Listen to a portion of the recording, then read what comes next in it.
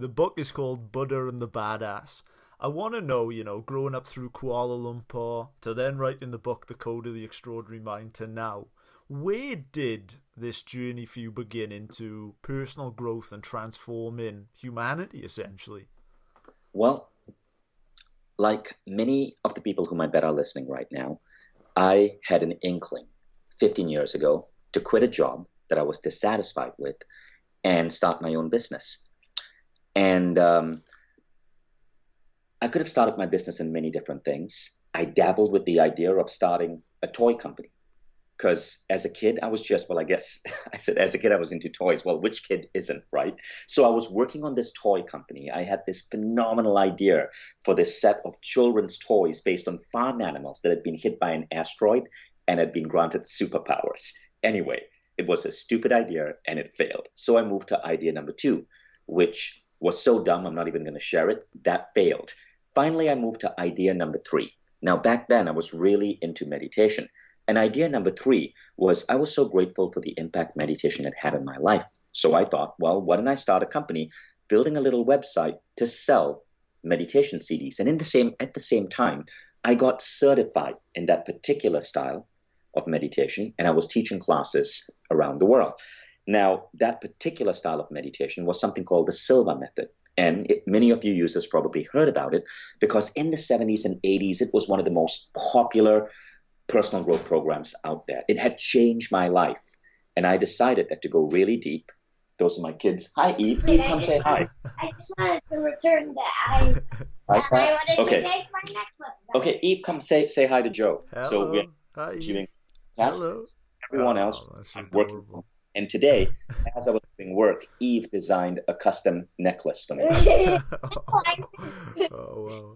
An earring. It's a custom earring. Eve, wait, Eve, don't you want your earring back?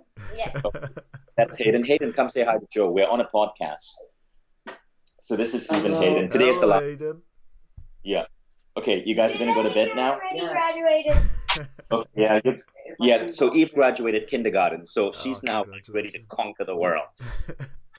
No, I'm not. I'm just going to be in grade 1. Okay. So I started a little business. Guys, I'm going to be recording a podcast. Could you close the door? Okay. Okay, good night, guys. So I started a little website teaching the Silva method. I was teaching it around the world. Now, the Silva method is unique. I don't want people to think it's a form of meditation. It teaches you how to enter altered states. The alpha level for relaxation, for visualizing, the theta level for intuition, and even the delta level for seeking guidance from spirit, soul, higher intelligence, whatever word you want to use. And I wanted to teach it because I wanted to master it. I'd started playing with it in my work, and it had caused me to accelerate in my career. And when I was thinking of a business idea to start, I remembered the words of Nelson Mandela, who said, if you want to change the world, change education. So I thought, what would I change about education? And the idea was, I want to teach people how to use their mind better. So I got certified in the Silva method. I started teaching classes in New York. I started selling Silva method CDs. I built a little website, sort of an affiliate marketing thing. And that's how my journey started. My first month, I lost $800. My second month, I lost $300. My third month, can you guess how much I made? $1,500. $4. Oh, $4. But I celebrated that. I was so freaking excited. And soon I was making $4 a day. $4 a day. And now I did this while I still had my day job, right? So I could still survive. But one of the things is those $4 a day, I would celebrate that. I would take that to Starbucks and buy myself the best damn cup of coffee I could. And soon I got to $4.50 a day. Now I could upgrade to a venti. And then when I got to $5.50, get this, Joe, I could get hazelnut flavoring if I so wanted. So my point is I started building this up slowly and slowly and slowly and slowly and slowly. First 2 years, it was me, my then wife, Christina. She's the mother of my 2 children who just came in the room. And we built up this company, and we had no idea what we were doing. But there was one thing that always drove me forward. I would visualize my future, and I would always try to see what will my next year look like. and my next year look like, and my next year look like? And as I did that, I would also practice what I was teaching. I would meditate. I would visualize my goals. I would listen to my intuition. Now, year after year after year after year, I got better and better and better at it. And then I decided to start seeking other teachers. So how did I get great teachers? I went to men and women like Bob Proctor. You ever heard of Bob Proctor? Of course, yeah. Right? I went to Bob Proctor and... Reply to my emails, Bob. I convinced Bob Proctor to give me a job to help him build his website, because I knew a thing or two about websites. It was now 2007. And I remember one day... Now, are you in London? No, I'm in Wales in the UK. Wales, Austin explains that the cool accent. So one day I was traveling to London to teach a class. Okay, I'd been invited to come and teach a class, and I showed up and to London, and Bob Proctor was there, and we had been emailing, and he said, "Hey, come over and have lunch with me. I have a lunch break." So Bob was teaching a huge seminar there, thousands of people. I was teaching a tiny class, maybe 40 people. And during lunch, I had lunch with Bob, and I still have pictures from that day. It was sometime maybe summer of 2008. And Bob said, "Vishen, what brings you to London?"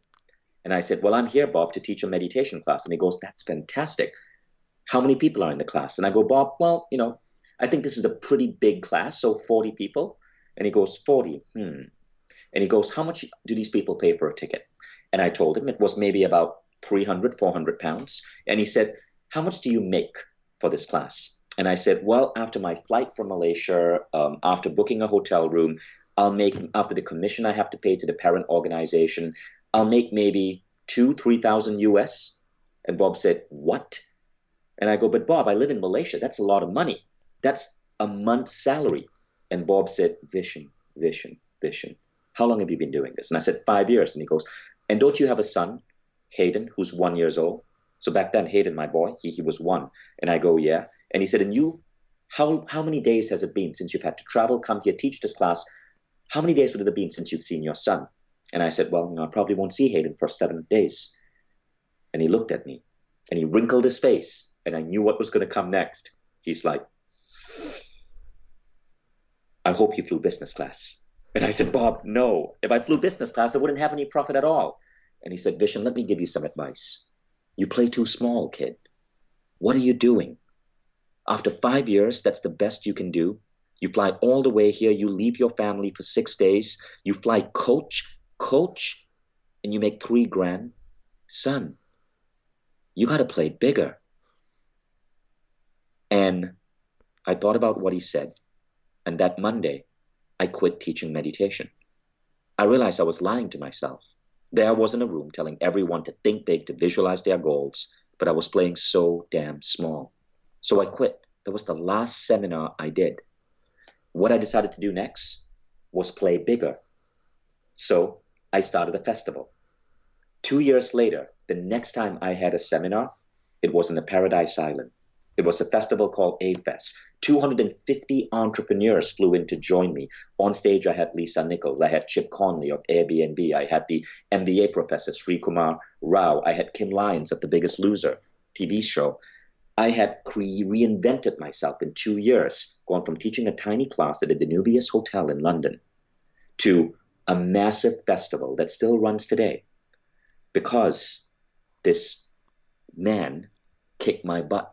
But I can tell you, when he kicked my butt, I was fucking pissed. I walk out of that room going, "Bob Proctor, you fucking asshole. How dare you tell me how to lead my life? I like my seminars."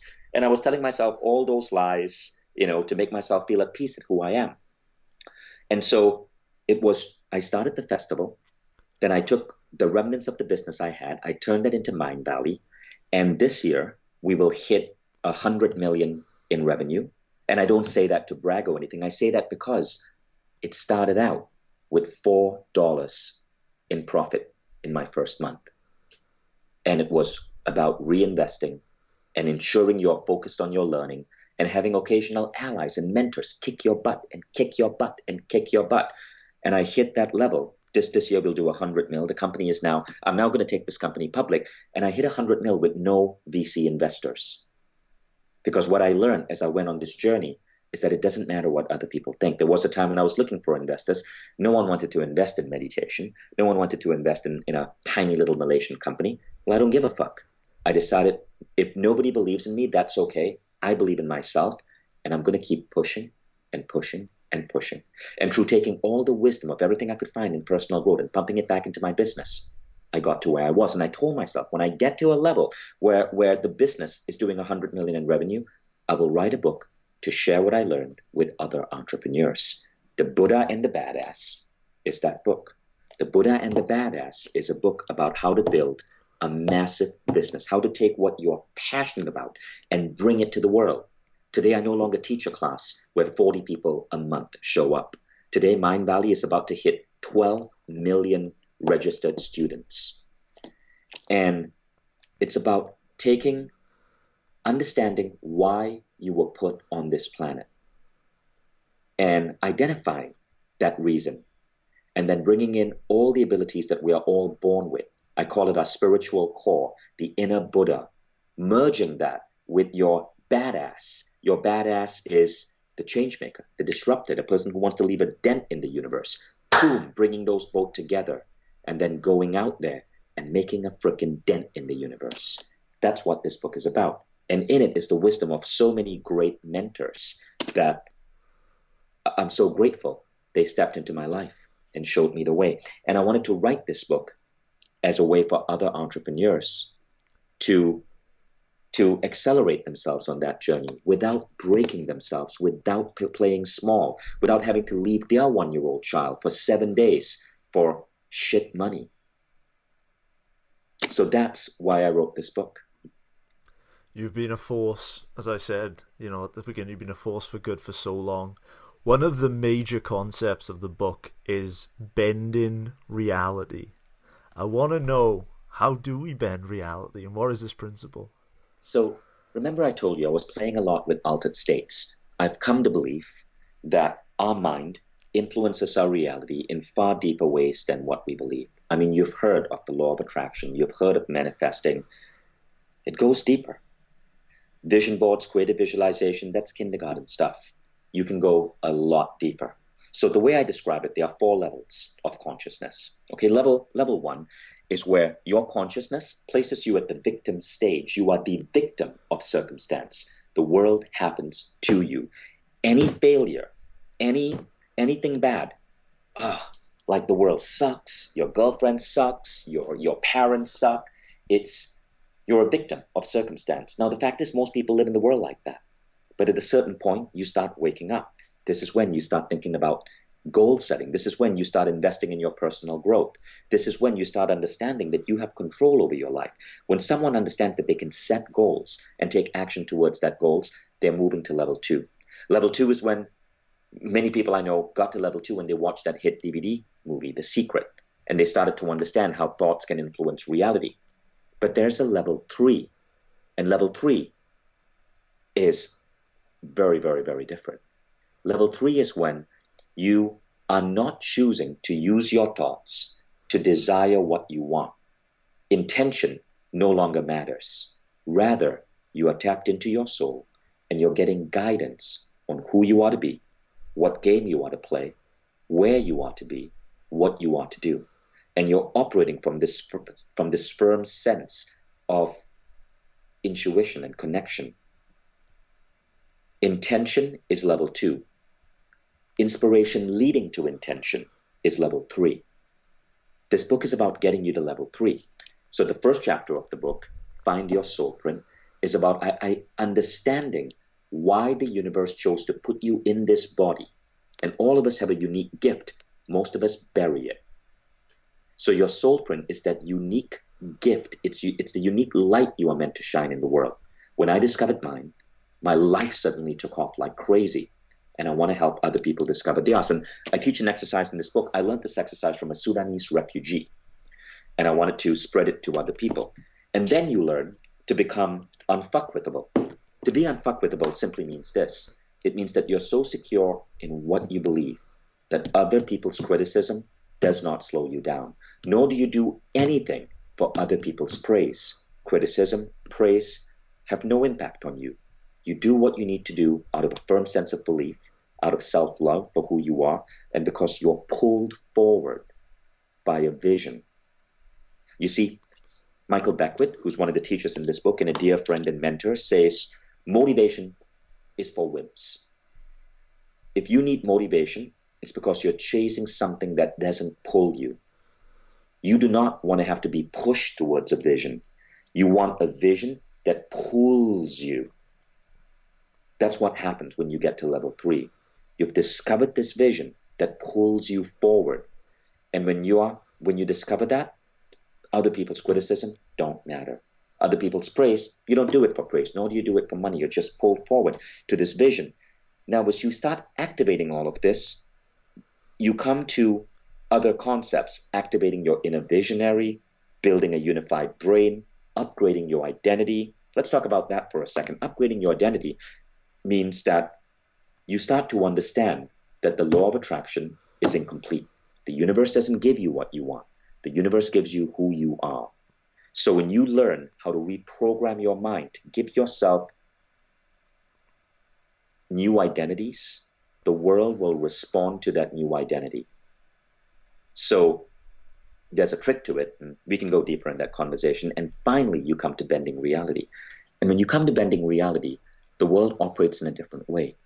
Your wants, your needs, your desires no longer matter. Whatever you need to experience in life for you to fulfill your destiny happens. And it happens like magic.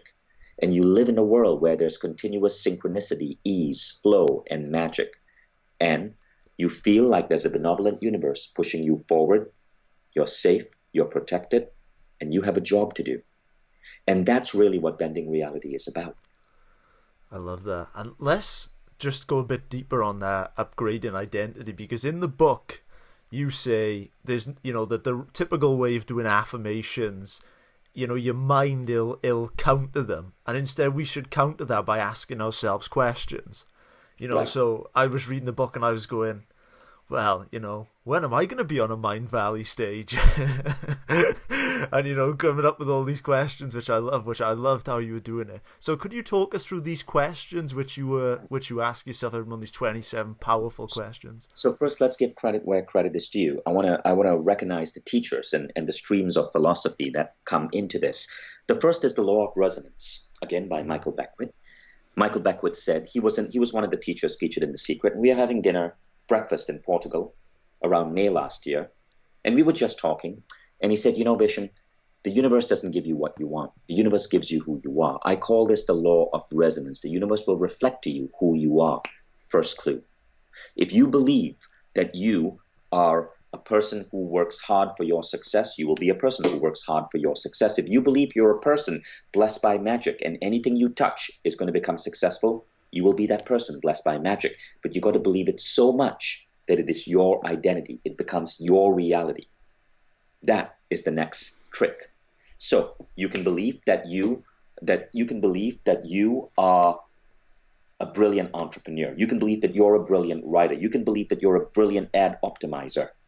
But you got to take on that belief to such a degree that you act, you show up, you think, you operate, you treat other people as if that was true. Now, to implant those beliefs into your head, because all of us have self-doubts, and that's the tricky part, you use a technique called lofty questions. This comes from a spiritual teacher called Christy Marie Sheldon. She taught me this question, this format, many years ago, and it changed my life. Lofty questions work like this. So let me ask you a question. What is it? What are one of your goals? To be the #1 UK educational podcast. Awesome. Who would you have to be the #1, to be the founder and the host of the #1 UK educational podcast? Who do you have to be? I would have to be the person that believes that they deserve, firstly, to have that. Because No. You're jumping the gun. You're jumping the gun. You're trying to figure this out. Okay. Who do you have to be? If you were, so let's imagine there is someone who has the #1 education podcast in the UK. Okay. Now, for those of you listening, I want you to do the same thing.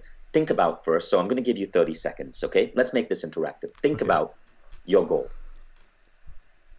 Okay, maybe your goal is to have the #1 podcast in your country. Maybe your goal is to write a book and be in the New York Times. Maybe your goal is to be a political activist. Maybe your goal is to start a bakery. Think about what that goal is. Now ask yourself, if magically the goal came true, you were the person with the bakery, you were the person with the hit podcast, you were the writer, okay? What would be certain qualities about this person? He would be, I just imagine someone just relentless, Relentless. Relentless, okay? Yeah. Relentless, okay? So relentless, describe relentless. In what way relentless? The person that keeps promises to himself, that shows up when he says he's going to. Exactly. Right? Yeah. Relentless. Okay, so now we get that. Now, what is another quality? He would be a great host, of course. A great host. A charismatic, amazing host. Yeah. He would have a wide network, because you need a wide network to get people on your podcast. Mm-hmm. A wide network, yeah. He would have to be a brilliant interviewer. To be a brilliant interviewer, you've got to be extremely well-read. Right? So these are all character traits. Now, here's the thing, right? Often when people set goals, they set goals for situations, objects, or titles. But they forget that you need to set goals for who you are to grow into. And this is where so many people get hung up on their goals. You want to be the guy who gets a company to 10 million. Okay. Who do you have to grow into to be that person? You got to be a great leader.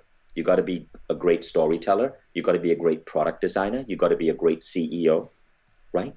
So the second part of setting a goal is to ask yourself, who do I have to be for this goal to manifest? Now, when you do that, two things happen. Number one, you're activating the law of resonance. You're deciding that you're going to shift your identity. And remember, the universe will respond to that new identity.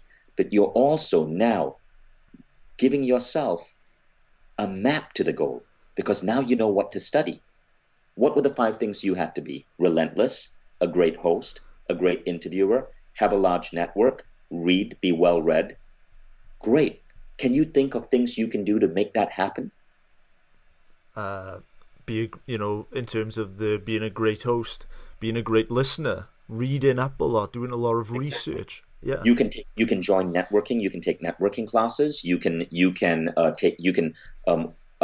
invest in productivity software to make you more relentless. You can buy and invest in more books. You can figure out how to speed read so you can consume these books further. There are courses you can take on how to be an interviewer. You see, you now have that roadmap.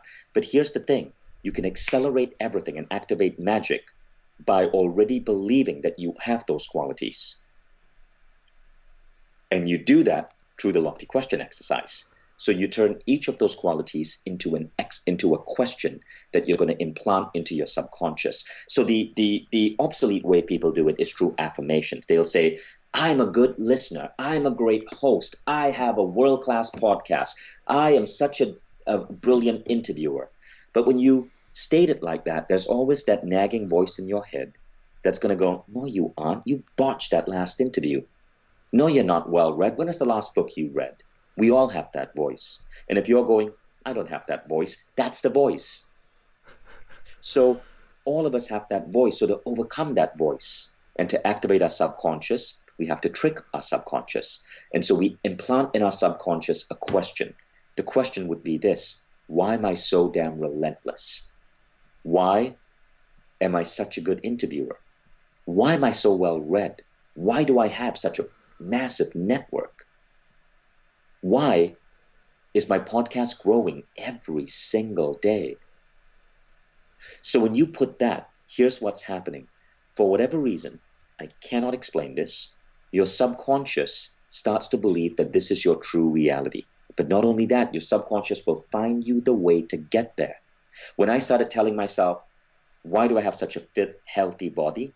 Back then I wasn't fit or healthy. My subconscious moved me toward some of the world's most incredible fitness programs and health coaches who took me under their wing and transformed my health.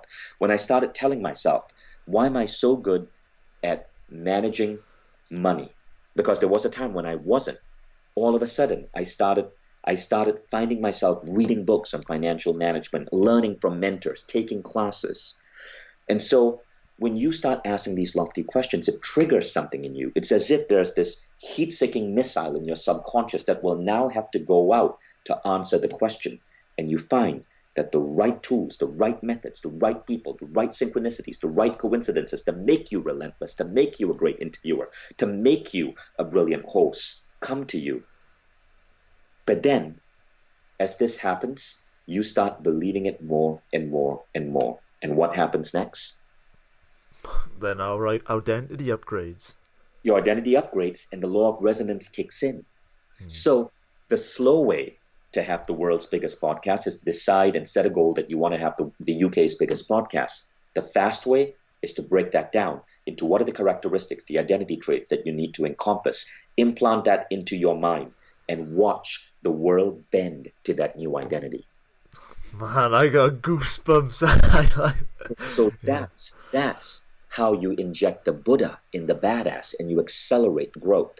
Oh my god, I love it. I can just feel there's just energy coming through my camera. It's amazing. I would love to talk about something in the book which really shocked me. I was so surprised when I read this. So for those listening, it is currently 10:30 p.m. in Malaysia. Vishen's got Instagram live after this. And, this is what it takes, I suppose, to get to, to this level. And then I'm reading the book, and one of the first things I see is the myth of hard work. Could we talk about this? Oh, absolutely. So there's this idea in the world today that you have to work hard to be successful. And I believe it's not true.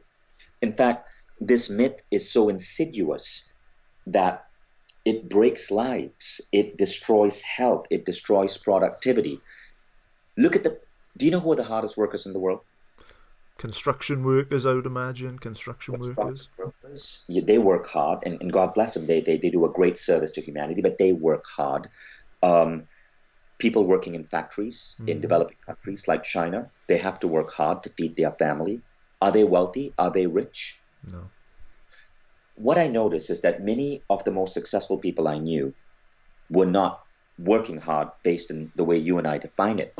They had ample time for vacation. They took care of their sleep. They would wake up and meditate for an hour. They hit the gym.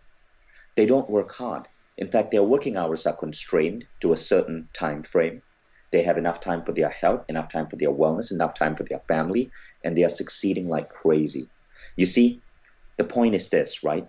When we believe that hard work is the way towards success, this becomes a reality.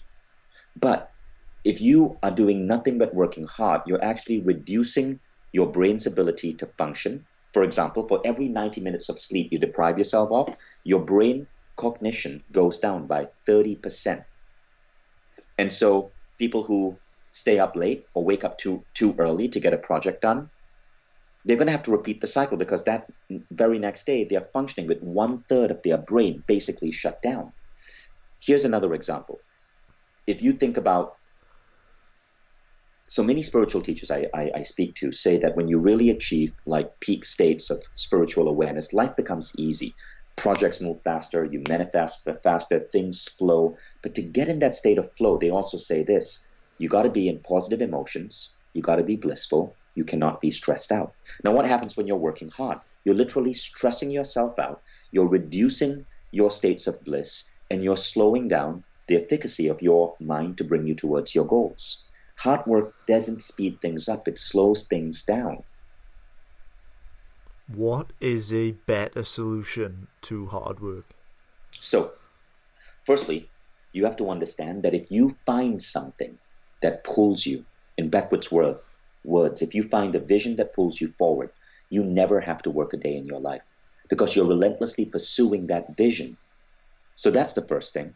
Now, there are periods in my life where last year I had a chance to, so I moved into something called acceleration and navigation. Acceleration is when I'm deeply focused on a project and I can go 2 months, 3 months working 10-hour days and I love it. I still have time for my kids. I still have time for my family. I still have time to read, to study, to invest in my growth. And the work that I'm doing, like, I cannot wait to get to my computer because I'm so excited by it. That's called acceleration. when you're going. But you also have to go into periods called navigation. And navigation is when you step away from the work. Maybe you travel, maybe you attend a seminar, maybe you go on a retreat, but you step away to give your brain a recharge. The human brain needs that. So in the book, I talk about this concept of acceleration and navigation, acceleration and navigation, acceleration and navigation. You need to flutter between both. So I balance things out. When quarantine hit us all, I had to work really hard because large divisions of my company were completely wiped out. We put on events around the world. Event companies are all dying right now. Likewise, our event company went through incredible chaos. So I had to work hard to save things, to save jobs, to reshuffle aspects of the business. And in times of crisis, that is a necessity. But I also had time during the weekend to go into navigation, to think, to relax, to learn new skills. And that balance is supremely important. And while I'm working hard, I also ensure that I have time for myself, that I'm working on, that I'm focusing on my goals. I'm meditating every morning. I'm eating healthy. I'm sleeping a lot to rejuvenate my body. So that balance is important. In the book, I give a recipe on how to balance this out, how the 5 practices to bring into your life so that you transform the way you work and you get more done in less hours. I would love to pick up on MindValley because something I saw quite recently which really surprised me was that for the first time that I've ever seen, MindValley went really public, and I noticed that you decided to take on Coca-Cola. Now, this surprised me because MindValley obviously is a massive organization. It works with such massive brands. I thought to myself, Coca-Cola, probably a potential client in the future or maybe now. I thought myself, taking them on from a business point of view, it could potentially cost you thousands or maybe even millions of dollars. So I want to know, for yourself as a leader, where do you get the courage to make that decision that could potentially be so lucrative? I want you to remember this line. I want every entrepreneur to remember this line. Firstly, this line comes from my first book, The Code of the Extraordinary Mind. And it says this. That's the first book. Okay, Code of the Extraordinary Mind. It was the #1 book in the world on Amazon for about 5 days. Business people do it for the dollars, but real entrepreneurs do it to push humanity forward. You got to ask yourself this. Don't delude yourself. Don't bullshit yourself. I set a mission statement for MindValley to spread enlightened ideas. My mission statement wasn't to make a lot of money. It was to spread enlightened ideas. If I made money doing that, even better. The mission statement was to spread enlightened ideas. Now, what that means is that you got to put the mission first. One of the biggest unenlightened ideas in humanity right now is the way we consume our food. Companies like Nestle, Coca-Cola have been mass brainwashing humanity to consume stuff that isn't food. I grew up in Malaysia, which is the fattest country in Asia. And in 2017, the New York Times did an expose on how Nestle was funding the Malaysian Nutrition Society. Nestle is the biggest company in Malaysia. And if you see the advertisements on TV here, what parents are told to feed their kids, it's disgusting. Nestle ads are bullshit. So I took on Nestle. I think it was 2018. It became the biggest news story in Malaysia. Nestle came after me because they're the biggest advertiser in the country. The press refused to interview me. I got shut out from the press, but I created a viral social media campaign that got, I think, pretty much more than half the entire population watch the viral videos on my expose on Nestle. And the very next year, I saw a video of the CEO of Coca-Cola Europe spreading lie after lie after lie after lie after lie of Coca-Cola. And Coca-Cola is one of the worst things you can put in your body. It's toilet cleaner. Clean your toothbrushes with it, but do not put that in your body. And so I decided to go after Coke because our concept is spread enlightened ideas. And you know what pisses me off, Joe? What pisses me off are, and maybe pisses me off is a rather strong word, but what I do not like is people who claim to be health coaches or wellness coaches or spiritual, and then they do not stand up for what they believe in. Come, I'm going to put up this PDF and teach you how to lose weight and how to eat healthy. Okay, great. So that's what you stand for? Fucking take on the food companies that are spreading diabetes. You say you're spiritual? Take on the politicians who are dividing us, because spirituality is about unity.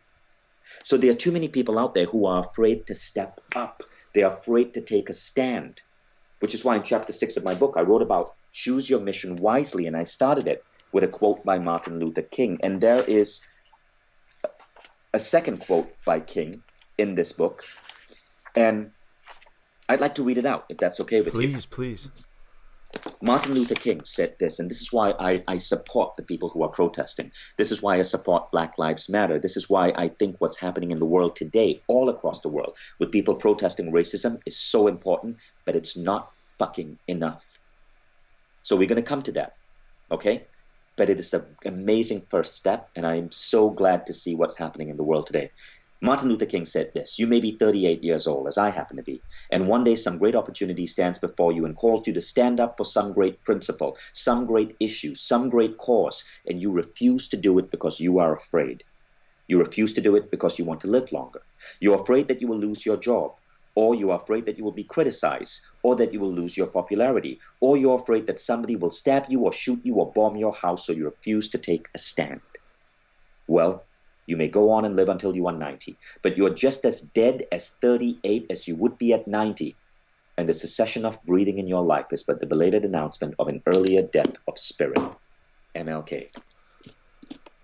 What King is saying is that, look guys, all of us need to take a stand for a better world.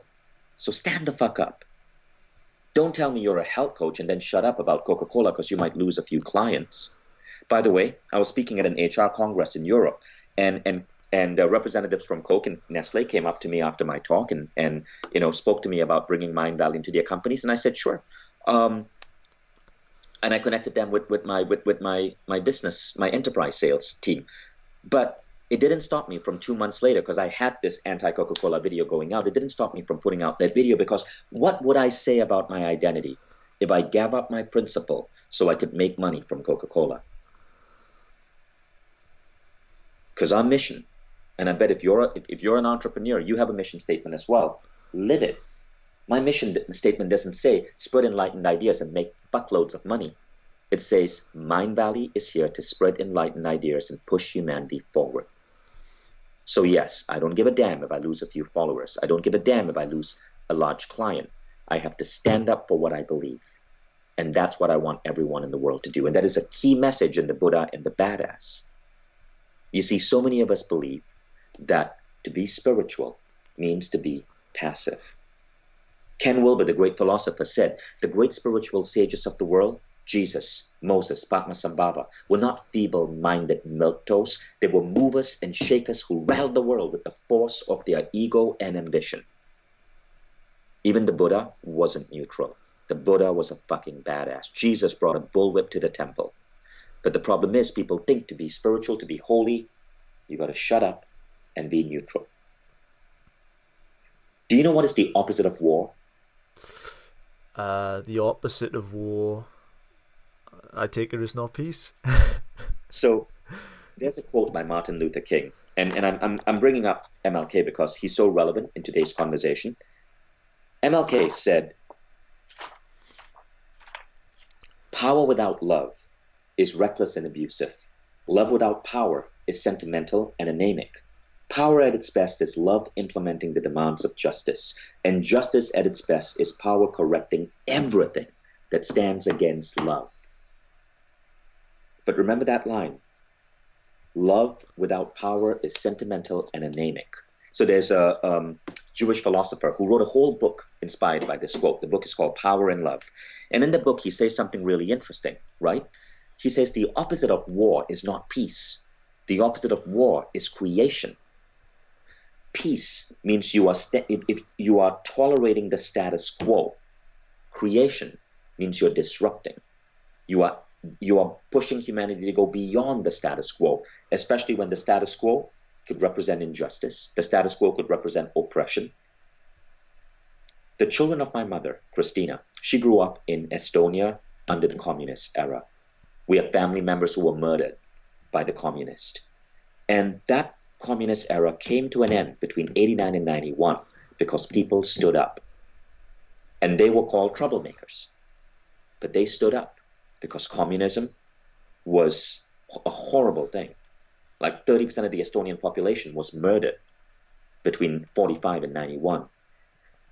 And so it's up to all of us to not be afraid to rise against the status quo, whether it's a big food company pushing sugary beverages, whether it's Nestle with their bullshit advertising, whether it's abusive cops, whether it's Donald Trump with his hate-spewing racism and inability to understand the truth. We have to stand up for a better world.